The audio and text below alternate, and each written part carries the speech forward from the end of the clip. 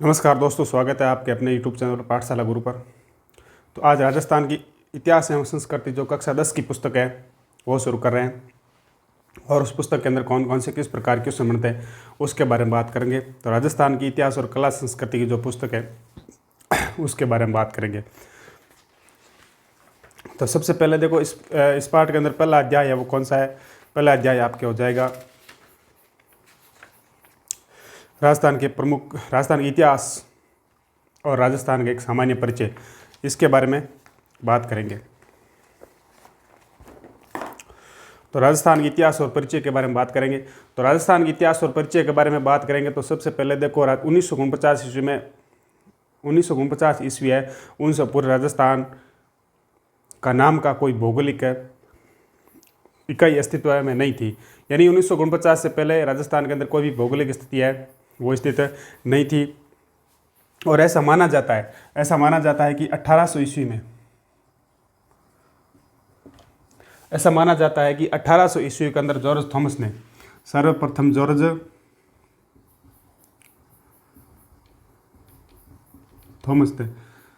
ऐसा माना जाता है कि 1800 ईस्वी के अंदर सर्वप्रथम जॉर्ज थॉमस ने इस भूभाग के लिए इस राजस्थान भूभाग के लिए सर्वप्रथम राजपूताना शब्द का प्रयोग किया गया था। राजपूताना यानी सर्वप्रथम है 1800 ईस्वी में।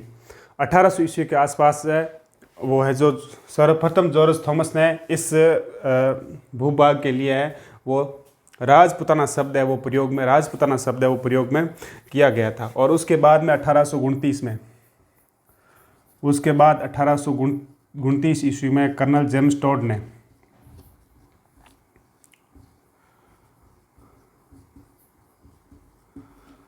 उसके बाद 1829 में कर्नल जेम्स टॉड ने अपनी पुस्तक और पुस्तक का नाम क्या था, annals and antiquities of Rajasthan. Annals and antiquities of Rajasthan के अंदर है वो सर्वप्रथम है कर्नल जेम्स टॉड ने इस भूभाग के लिए राजस्थान शब्द कहा था। राजस्थान शब्द या फिर राजस्थान शब्द कहा था। तो ये जो इस पुस्तक के अंदर है पेज नंबर 1 के अंदर पहले पार्ट के अंदर है, पहले अध्याय के अंदर बताया गया है। यानी सबसे पहले 1949 ईस्वी से पहले राजस्थान नाम का इस भौगोलिक तत्व पर कोई भूभाग नहीं था। और फिर 1800 ईस्वी के अंदर है वो जॉर्ज थॉमस ने इस शब्द के लिए इस भूभाग के लिए राजपूताना शब्द है उसका प्रयोग किया गया था। और उसके बाद में 1829 में कर्नल जेम्स टॉड ने annals and antiquities of Rajasthan नामक पुस्तक के अंदर है इस भूभाग के लिए राजस्थान शब्द है उसका प्रयोग किया गया था। फिर 30 मार्च 1949 का दिन आता है। 30 मार्च 1949 को इसका नाम रखा था क्या, राजस्थान। इसका नाम है वो राजस्थान रखा था। 30 मार्च 1949 को इसका नाम है वो राजस्थान रखा था। तो ये थी राजस्थान के बारे में सामान्य जानकारी। और उसके बाद में आगे जो प्राचीन साहित्य में राजस्थान के बारे में क्या कहा गया है उसके बारे में भी बात करेंगे। तो प्राचीन साहित्य के अंदर है इसके बारे में राजस्थान के अंदर क्या बात की गई।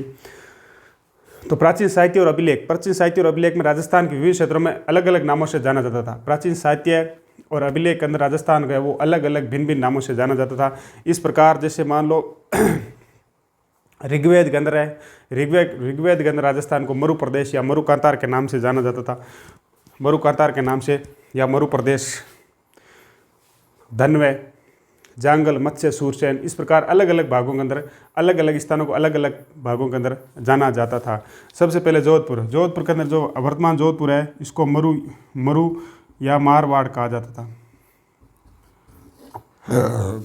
मारवाड़ कहा जाता था। और उसके बाद में